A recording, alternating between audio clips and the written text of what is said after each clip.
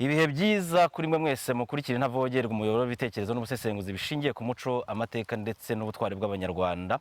Uyu ni wa mwanya w'ibiganiro byacu by'uruhererekane bigaruka kuri Jenoside yakorewe Abatutsi, ku mateka ya Jenoside yakorewe Abatutsi mu Rwanda. Imyaka ibaye 32 twibuka Jenoside yakorewe Abatutsi kandi tunazirikana. Uyu mwanya rero twasuye Orsay, ni muri 91 Paris. Turi ku ishuri rya Lycée de Blaise Pascal, ahari Jardin de Mémoire. Nkuko mubireba hano ni ishuri riri hano mu mujyi wa Paris, riherereye ahantu muri 91, hari Jardin de Mémoire ya Jenoside yakorewe Abatutsi. Ariko ibi byose bigenda bigirwamo uruhare na bamwe mu Banyarwanda badashaka ko amateka ya Jenoside yakorewe Abatutsi asisibiranwa, ndetse no muri rwa rwego rwo kugira ngo Jenoside yakorewe Abatutsi ikomeze ivugwe hirya no hino ku isi. Ni muri urwo rwego rero iyi Jardin de Mémoire hari uwabigizemo uruhare kugira ngo ibiri ari ahangaha mureba. Hano ni kuri entrée y'iyo Jardin de Mémoire. Uko winjira ugenda uhura n'ibyapa biriho amateka ya Jenoside yakorewe Abatutsi, ku buryo buri muntu wese uri ahangaha, yaba ari umunyeshuri cyangwa se ari umwarimu mu banyamahanga, cyane ko iri shuri ari ishuri rya leta riri hano mu mujyi wa Paris, ari nacyo gikorwa ngira ngo mu ishuri rya leta hano mu Faransa hari iyi Jardin de Mémoire. Nacyo ni ikintu cyo kwishimira ko ubuyobozi ndetse n'aba banyamahanga bakomeza kumva ko Jenoside yakorewe Abatutsi ari ikintu kidakwiye kwihereranwa n'Abanyarwanda gusa, ko ni Jenoside n'icyaha mpuzamahanga, ni icyaha kandi gikorwa kibasira inyokomuntu. Icyo cyaha rero kiba kigomba kuba gifatwa mu rwego rw'isi nk'icyaha kidakwiye ku kiremwa muntu icyo ari cyo cyose. Niyo mpamvu rero tugiye kwinjira tugasura, tugahura n'umwe mu bagize uruhare, wagize initiative yo kugira ngo iyi Jardin de Mémoire mureba ahangaha, ndetse no kumvikanisha ko ibyabaye mu Rwanda ari agahomamunwa bigaragara muri uru rwego. Ni mu kanya rero tugiye gukomeza tuganira n'umwe mu bagize uruhare kugira ngo iyi Jardin de Mémoire ibiri ahangaha. Murakoze. Damu ya waliouawa bila haki haiwezi kufutika kwa maneno ya ujinga. Kabla wa Rwanda, Rwanda itasimama kulinda maisha, kwa sababu nchi yetu imejizatiti. Hakuna tena kitakachofanyika kama hicho.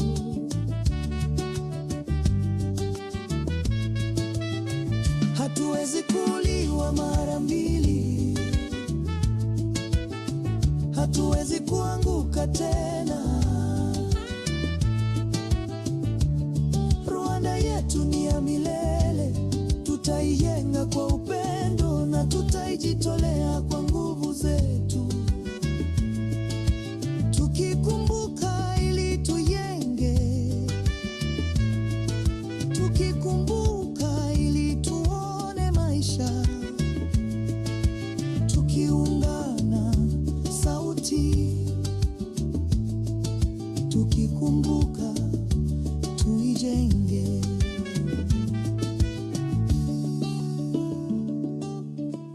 Nkuko nari maze kubigarukaho rero, nakiriye Ben Kayiranga.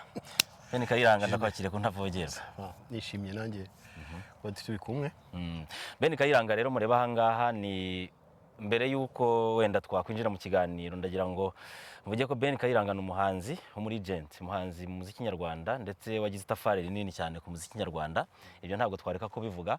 Hanyuma nkuko nari mbegarutseho rero, twasuye Orsay 91 muri Paris, ariko turi ku ishuri, by'umwihariko turi ku ishuri Lycée Blaise Pascal, Lycée cyangwa se Lycée Blaise d'Orsay. Ni ishuri riherereye mu mujyi wa Paris, ndetse n'ishuri rya leta. Ahari Mémoire, Jardin de Mémoire igaruka kuri Jenoside yakorewe Abatutsi. Jenoside yakorewe Abatutsi, turi kwibuka Jenoside yakorewe Abatutsi mu myaka 32. Ibi rero hirya no hino ku isi ndetse no mu Rwanda, Jenoside aho yamariwe kwemerwa mu rwego mpuzamahanga, Abanyarwanda hirya no hino bakomeje kugenda bagira initiative. Ariko uyu mwanya rero nka Ben Kayiranga wagize iyo initiative, twagira ngo twakire mu kiganiro udusobanurire amavu n'amavuko yo kugira ngo iki kigo cyakira urwibutso ndetse tuhasange n'ibikorwa nk'ibi ngibi bigaruka kuri Jenoside yakorewe Abatutsi. Umwanya ni wawe. nk'uko warubimbajije hano hari urwibutso Jardin de Mémoire twakoze kugira ngo natwe twibuke cyangwa se dusige amateka azajya yigwa cyangwa se akomeze amenywe n'abato bazaza nyuma yacu, amenye jenoside yakorewe abatutsi mu Rwanda uko byagenze, amavuno n'amavuko yabyo, abantu miliyoni imwe irenga miliyoni imwe bishwe, inzirakarengane bishwe bazize uko bavutse. Kubishyiramo imbaraga cyangwa se kubishyiramo uruhare, ndi umunyarwanda naje gukorera hano mpamaze imyaka 32. Kuri njye biri normal ko iryo tafari riza hano muri iri shuri. Ntabwo wenda navuga ngo nabigizemo uruhare runini cyane kubera ko basanze nanjye ndi umunyarwanda, kandi uko mpuye n'abajene cyangwa se n'abarimu ngenda babwira histoire yacu muri make, nabo rega baza amateka barabikurikiye barabibonye, ariko kuba byasigara mu nk'urwibutso byabaye ikintu cyagomba kuba intambwe ikomeye hano kuri iri shuri. Yes, Ben, mbere yuko wenda twinjira neza muri development y'ikiganiro, ndagira ngo mbanze menye umaze imyaka 32 kuri iki kigo. Imyaka umaze mu Bufaransa kuri réseaux sociaux ni imyaka 40. Nakurikiranye ibiganiro byawe byinshi, uvuga ko wageze hano mu Bufaransa ufite imyaka 17. Niki kintu mbere yuko twinjira neza kugira ngo turebere hamwe iby'uru rwibutso, kuko ni ikintu gifite navuga ko ari patriotism irenze urugero. Nk'umwana w'imyaka 17 wageze hano, jenoside ikanakorerwa abatutsi mu Rwanda udahari, iyo initiative yo kugira ngo ugere ku bintu nk'ibi muri iki kigo wakoragamo nk'umukozi wabitewe n'iki? Urumva navuye mu Rwanda nk'uko warubivuze mfite imyaka 17, ariko namenye muri iyo myaka namaze mu Rwanda hariho ikintu bita akarengane. Navukiye mu bice bita Rubavu uyu munsi Gisenyi, ariko ndibuka ko ndi umwana habagaho ako karengane, habagaho urwango, habagaho abantu babiba urwango, twabaga naguha example twiga nko mu mashuri, kubera indangamuntu twari dufite, ukumva nyine mu mashuri aho ujya ngo ukomeze bagukuyemo. Ibyo nabibayemo, kumva nyine ntukomeje amashuri, ariko kubera ko mu rugo batagusobanurira neza kugira ngo uri umwana nyine utagenda wigaragambya, bakaduproteja. Nyogokuru wandeze naruzwe na nyogokuru yakundaga kuduproteja cyane, ariko tukajya tubona ibintu bitagenda neza, amashuri bakagukuramo, ntubashe kudevelopa ubwenge ufite. Twajya koga ku Kivu bakatwirukana ngo tureke ngo abazungu boge, utuntu nk'utwo twakarengane tugakomeza, ukabona ko hari ubwoko burenganwa, abantu bagakubitwa bakicwa bamwe, kameme muri histoire bigakora bigaruka. Yewe rero byakomeje kunyanga mu nda. Ngeze ni nahangaha umubyeyi wanjye nasanze mama wanjye yabigizemo uruhare kugira ngo nkunde igihugu.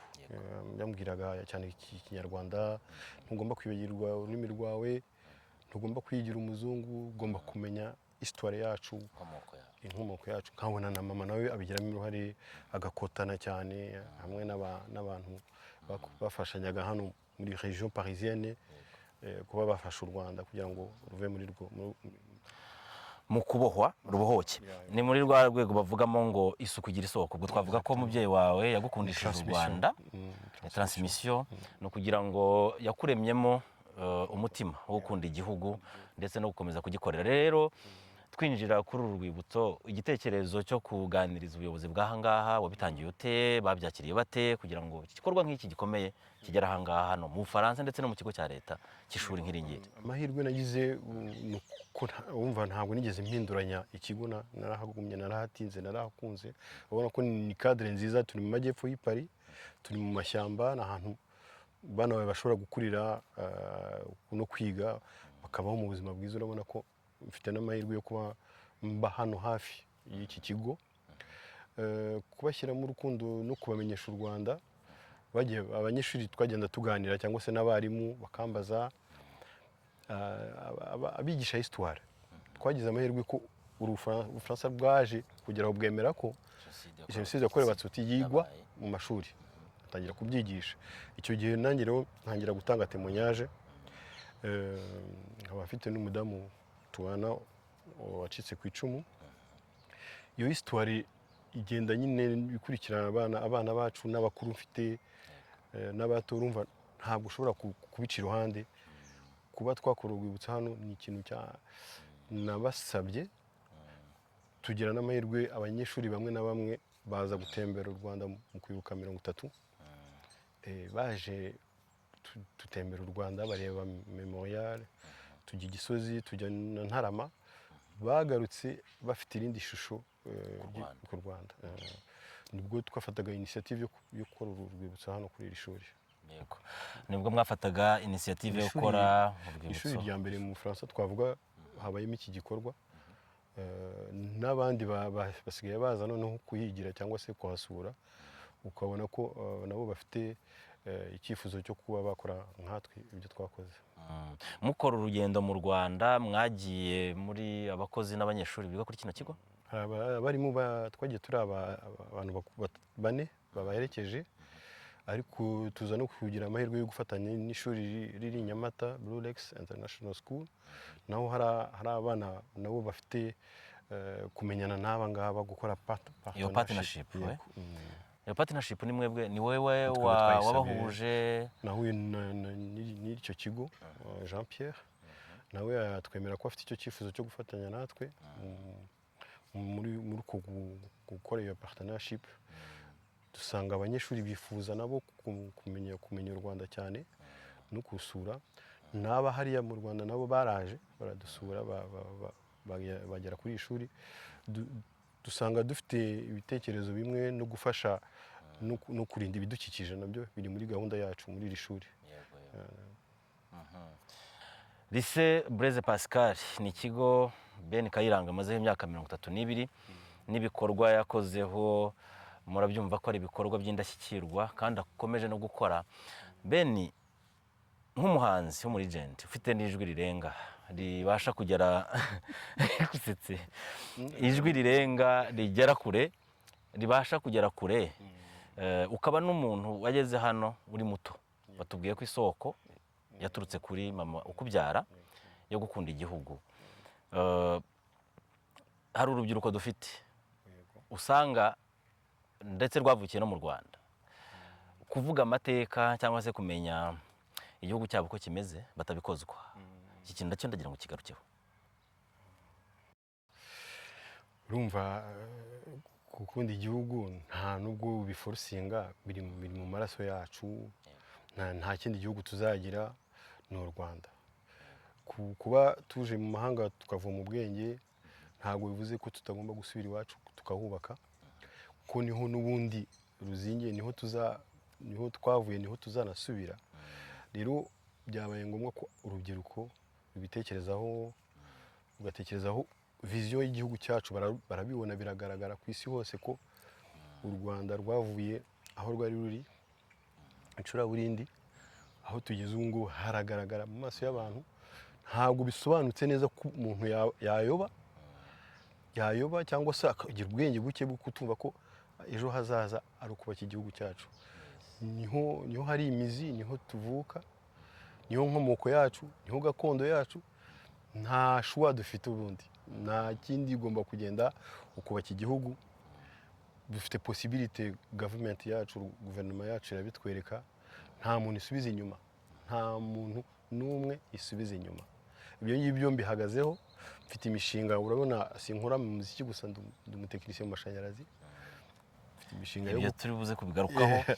Turacyari kuvuga ku kintu kijyanye n'uru rwibutso. Ni gushishikarira abajene nyine ko memoire yacu ntabwo ugomba kwibagirwa aho wavuye, ntabwo ugomba gusiba histoire yacu, ntabwo ugomba gusibangana, ahubwo ni ukumenya uko twiyitwaramo.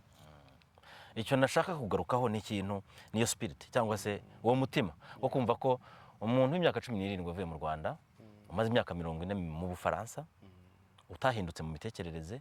Icyo ni ikintu urubyiruko cyane cyane nk'umusitari, umuhanzi ufite bunaribonye, nagira ngo urubyiruko rw'u Rwanda rudukurikiye rubifatireho isomo kuko ni isomo rikomeye, ni isomo abajene b'iki gihe bakwiye kuba aho bageze hose.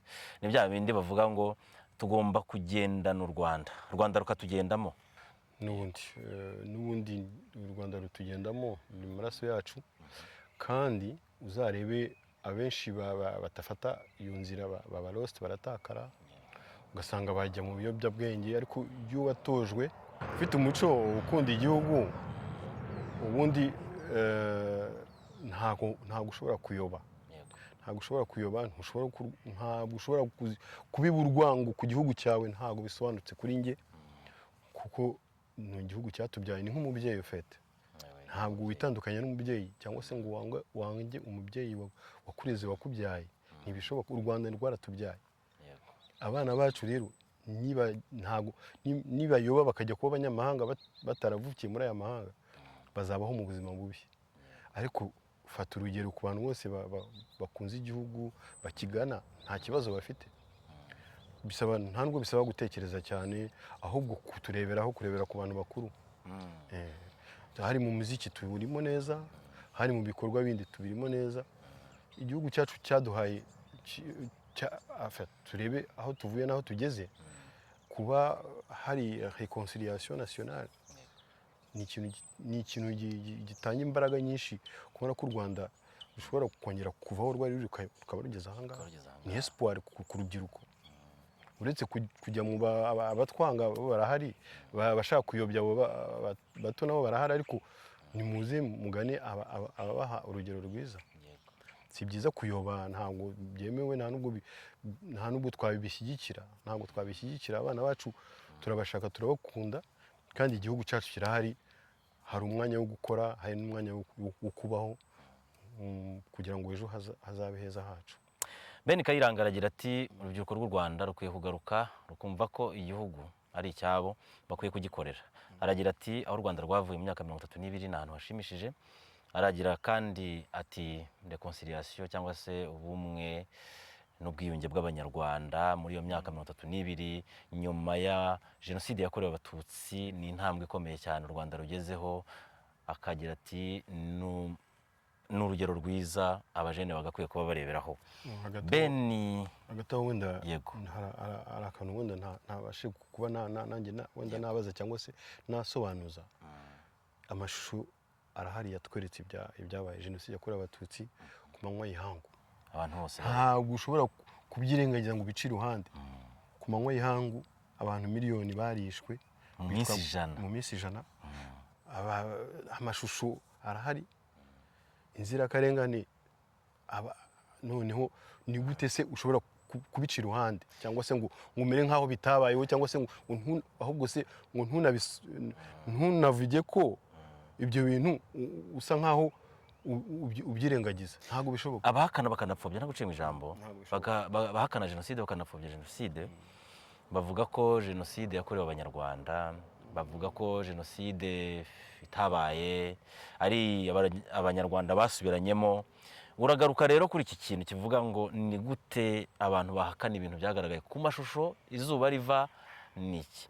Abahakana bavuga ko jenoside yakorewe abatutsi itateguwe. Ngira ngo nicyo bashaka kuvuga. Hari amaliste byose biragaragara ko ibintu byari byarateguwe kuva kera. Inzu barashyizeho dukoni, baza ahantu abantu famiye zacu zagiye zirangira gutyo ko bari bafite liste abantu bagomba kwicwa. Ibyo ngibyo ntabwo wabihakana. Gusa ubu ngubu amateka arahari, turayiga. Miliyoni y'inzirakarengane yarishwe, wenda iranarenga, ariko hari abarokotse iyo jenoside. Ntabwo tugomba kubaha agaciro, ntabwo tugomba gupfobya, ntabwo bikwiye rwose. Ngenda byamagana. Amateka arahari, turanayiga, n'abanyamahanga bamaze kuyamenya. Ahubwo abayirwanya cyangwa abipfobya bafite ibibazo. Ntacyo bazashobora, kuko ntawahakana ikintu cyabaye ku mugaragaro. Jenoside yakorewe abatutsi yarateguwe kandi ikorwa ku mugaragaro, isi yose irebera, ndetse isi yose yarareberaga, ariko iza guhagarikwa n'ingabo za RPF Inkotanyi. FPR Inkotanyi yari iyobowe na nyakubahwa perezida wa Repubulika ubu ngubu yarayoboye RPA cyangwa se Rwandese Patriotic Army, yari umutwe wa gisirikare w'ishyaka FPR Inkotanyi, bahagarika jenoside yakorewe abatutsi ndetse banabohora n'u Rwanda. Ibyo ni ibikorwa bibiri ngengarukaho byari bikomeye ndetse byasabaga imbaraga nyinshi cyane. Bari abana bato. Ben Kayiranga, ngira ngo twakwinjira mu gice cyacu cya kabiri cy'ikiganiro tugaruka noneho ku bikorwa byawe nk'uko wabivuze. Ben Kayiranga turi kumwe hano ni umuntu munini, munini apana mu kubyibuha, uri munini mu bikorwa. Ibikorwa byawe by'ubuhanzi ndetse n'ibindi biri mu kazi gasanzwe, ibyo ndabivugira ko ari ugutanga umusanzu mu gihugu nk'uko bivuga. Hari ibikorwa ukora mu Rwanda, ariko ndagira ngo mbanze mpere ku bikorwa by'ubuhanzi. Ben Kayiranga, reka nkubaze, hari indirimbo numvishe nkiri na muto kuko uranduta mu myaka, nibyo? Sinavuga ko wenda uri mukuru wanjye, simbizi uri mukuru wanjye mu myaka, uri mukuru wanjye. Hari indirimbo nakuze numva yitwa Freedom. Freedom for people, freedom forever. Freedom, iriya ndirimbo nakuze nyumva, numva mfite n'amatsiko yo kuzakubaza icyo kintu. Niki cyaguteye kuyihimba, wahimbye ryari? Freedom nahimbye 1996.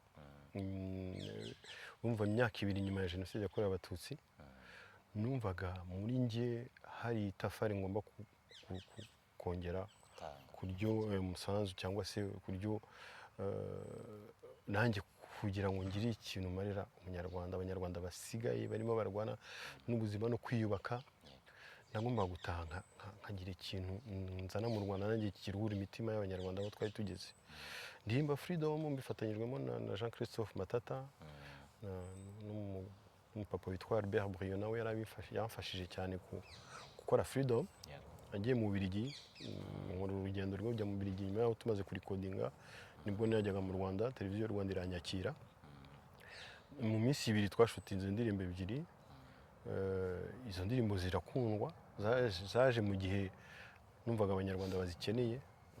Generation yanyu nabizi ko mwayikunze Freedom, ariko ni kwa kundi ukora ikintu ugikwiye kumitunga gitanga nk'umusanzu, ariko udategereje ko hagira remerciement cyangwa se n'amasuccès n'iki. Nyuma yaho mama wanjye yarakiriho, taritaba Imana, nibwo yagarukaga ambwira ati Ben, uzi ko ahantu nsigaye mvuga ko ndi mama Freedom. Urumva yaramushimishije, bibishema kuri nge. Indirimbo irakundwa, kandi n'uyu munsi indirimbo zose nagiye nkora Freedom igaruka ku ndirimbo za mbere ziza. Umuzi wa Freedom usobanuye ko wayikoze n'inzira byaciyemo kugira ngo inanamenyekane, ariko ndashaka kumenya racine cyangwa se umuzi. Freedom niki cyaguteye? Freedom for people, freedom forever, freedom. Iyo Freedom ni bande bari baboshye bashakaga Freedom? Ni igitekerezo nshaka cyavuye. Okay. Urumva twararenganye tukiri abana, habagaho inzira karengane, ugasanga abantu baratotezwa, surtout ubwoko bwahigwaga icyo gihe, abatutsi. Kuri plage aho nakuriye ku Kivu, mama kansobanurira, nyogokuru kansobanurira ati twahunze 59 duhungira muri Kongo. Nyuma yaho tuza kugaruka iwacu aho grand père wanjye akari umuhinzi akomoka, ni ahantu bitwa Ishonyi ku Nyundo. Histoire ngenda nyimenya gutyo, bakambwira histoire y'Abagogwe. Mbese wabonaga ko hariho inzira karengane, hariho akarengane kenshi cyane nakabayemo. Abajene wenda ubungubu ntibabyumva cyane, ariko muri za 70 80 habagaho ikintu cyitwa irondabwoko cyane. Ugasanga abantu baregezwayo, nta muntu wemerewe gukora ibi nibi. Tukirukanwa ku mashuri kubera indangamuntu twari dufite. Habaho ikintu cyo kurengana cyane, hanjemo icyo kintu. Nicyo cyaguteye noneho nkumva n'indirimbo za Bob Marley cyane, reggae.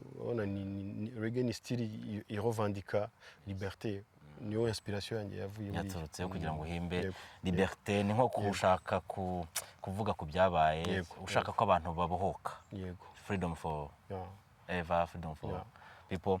Hanyuma tugikomeje ku buhanzi rero hari akantu natekereje kuza kugira ngo tuvugeho kindi ndirimbo kugira ngo nayo uze kutubwira ukuntu byakujemo kugira ngo ushyigikire nk'uko nakomeje kugaruka kuko ushyigikira abahanzi.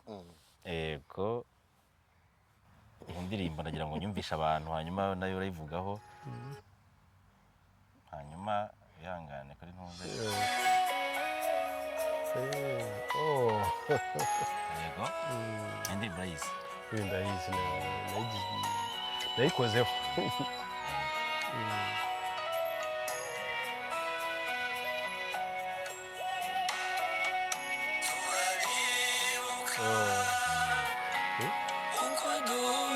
Turabibuka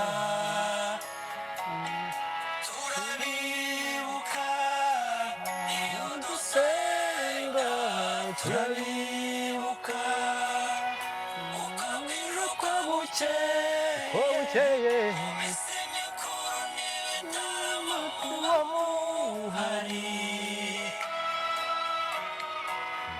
buri mwaka bavandimwe turabibuka. Ndagira ngo mpagarikire aha ngaha. Iyi ndirimbo wafashije abavandimwe urabazi mu gikorwa cyo kwibuka jenoside yakorewe abatutsi, yitwa Fofo na Rwema. Rwema na Koko. Rwema ni umuhanzi gakondo, umuhanzi mwiza cyane. Twahuje ibitekerezo ariko ari nyiri indirimbo, nyiri projet w'indirimbo ni Sheri Koko mu Bubiligi. Niwe muntu wenyine usigaye mu muryango. Iwabo bose barishwe Nyanza. Koko yambwiye ati Ben, ndashaka kugira ikintu nkora cyo kwibuka ababyeyi banjye, famiye yanjye bose, kuko ni njye usigaye wenyine. Arashikamye avuga ko hatazimye, afite ubwoba bwo kuba yaririmba, ariko tumuha kuraje, avuga ati mumfashe. Tugiye tuhurira no mu Rwanda, buriho tuyikorera indirimbo, tujya muri studio, twayikoze umunsi umwe irarangira, ariko we yari yaranditse amateka yo mu rugo, famiye. Ntabwo byari byoroshye kuri we kuba yasohora ijwi avuga amazina y'ababyeyi bavukana, ariko tumuha kuraje, turafatanya. Sheri Koko ndamushimiye cyane ko yarampaye iyo opportunity yo kuba twamufasha. Kuri njyewe ni iby'agaciro kuba, kandi ntabwo byansabye noneho n'imbaraga nyinshi ko twahise uyu ni umusanzu wahaga abacitse ku icumu rya jenoside yakorewe abatutsi, ari nabyo twagarukagaho. Ntabwo nari iki gice cy'ubuhanzi ntakubajije kuri iki kintu, gutanga n'umusanzu wawe mu gufasha bamwe mu banyarwanda abatutsi barokotse jenoside yakorewe abatutsi kugira ngo basohora amarangamutima yabo. Niyo mpamvu ngaruye iyi ndirimbo dufatanyije none aha ngaha. Twinjira rero mu gice kijya gusoza, turagira ngo tuvuge ku mishinga yawe. Waherutse no kuvuga ko ushaka gutaha mu Rwanda, nakubonye ubigarukaho uvuga ko ugiye kujya mu Rwanda. Hari ibikorwa ukora ndetse bifite inyungu abanyarwanda, nabyo ndagira ngo tubivugeho. Nyakubahwa Ben, ntabwo waririmba Freedom utanga umusanzu ngo noneho ngo wibere i Burayi, ngo ugumeyo, ngo uhere ishanga. Hano si iwacu. Kuri njyewe ni ukujyana na birajyanye, ibintu byanjye birajyanye, projet irajyanye. Ngo twaraje turiga, turarahura, turanabyara, turakuza. Uyu munsi hari igihugu cyacu kiradukeneye. Ndi hafi kuzuza imyaka 59. Ni ukuvuga ngo retraite ni iwacu. Hanyuma possibility cyangwa se platform zirahari zaba ku bahanzi dufasha, cyangwa se natwe ubwacu mu mashanyarazi nkora hano, ariko kazi nkora umunsi ku munsi. urabizi ko nkora akazi k'abatekinisiye electricité tugahuriyeho nawe burya naje kumenya ko uri umutekinisiye burya nawe turumvikana yego ntabwo wabiguma nawe ngo ubibike ngo ubyiharire kandi iwacu badukeneye hari tekinoloji bakoresha hano tutaragira iwacu nayo ni ukuyizana tukayikoresha neza ku buryo ejo n'ejo bundi umuriro utazatwika inzu cyangwa se abana bacu ngo bashye dushyiramo twa dukoresho tugezweho tukaba update ku bikoresho no kuri tekinoloji igezweho surtout ko amashanyarazi wacu ari stable barimo baravuga ko hashobora no kuzabaho da centrale nucléaire kuvuga ko rero tuzajya dukenera nyine ko tuzana ibigezweho turimo dusoza Ben Kayiranga yagarukaga iyo tuvuga kwibuka twiyubaka ni ibingibi tuba tuvuga ibikorwa byo gushyigikira igihugu cyacu nk'uko ibyawe byose ushyigikira igihugu cyakubyaye kandi ukavuga uti ntituzahera ishyanga dukwiye gutaha iwacu dusoza rero Ben Kayiranga twaganiriye nk'umuhanzi w'icyamamare hari ijambo nkunda gukoresha mu gifaransa baravuga ngo chaque génération a sa mission cyangwa se mu cyongereza every generation has a mission. Hari mission urubyiruko rufite uyu munsi ariko mbicamo ibice bitatu nkavuga ngo hari generation yabayeho ari byo waciyemo byose by'akarengane n'iki bateguye bakanashyira mu bikorwa jenoside yakorewe abatutsi kuva muri 59 abanyarwanda batotezwa abandi bakahunga bakambuka imipaka bakajya hanze ariho baje kwihuriza bakarema RPF Inkotanyi yaje kubohora u Rwanda n'abanyarwanda igahagarika na jenoside amemuta iyo generation yabaye ibigwari yategetse u Rwanda kuva mu 59 ikava mu 94 ikoza amahano yasimbuwe na generation y'intwari ari byo RPF nagarukagaho na RPA hanyuma nyuma RPF na RPA hari urubyiruko abajene nanjye ndimo njya nigarukaho umuntu mutumirwa wacu tumusaba inama cyane ko wowe tugufite nk'umuhanzi ndetse uvuga urubyiruko rukumva rw'uyu munsi inama aho urubyiruko rw'uyu munsi nanjye ndimo ushingiye kuri ibyo bintu byose nizihe nyakubahwa Ben? Ntabwo njya kure ndakoresha wenda ijambo rimwe gusa cyangwa abiri urukundo rw'igihugu urukundo rwatubyaye n'u Rwanda n'umva u Rwanda nk'umuryango cyangwa se nk'umubyeyi nicyo kizatuma uruzirikana urukundo rw'igihugu nta kindi utiriwe ujya ushakisha kure reba igihugu cyawe uko kiyubaka urebe abakirimo uko biyubaka ubundi ukurikire amateka y'igihugu cyawe umunsi ku munsi bizakurinda kuyoba n'ukundi igihugu ugifite mu maraso yawe ko n'ubundi tuyigifite mu maraso yacu mu rukundo rw'igihugu.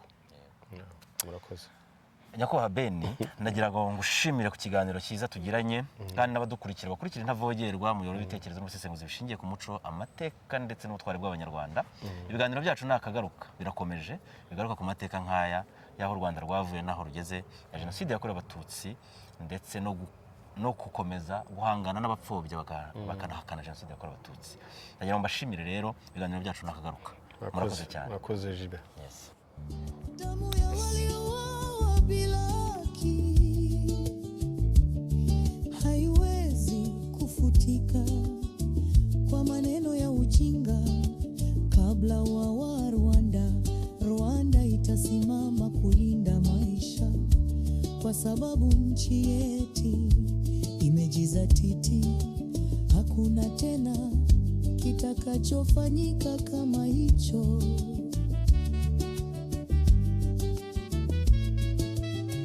Hatuwezi kuuliwa mara mbili, hatuwezi kuanguka tena. Rwanda yetu ni ya milele, tutaijenga kwa upendo na tutaijitolea kwa nguvu zetu.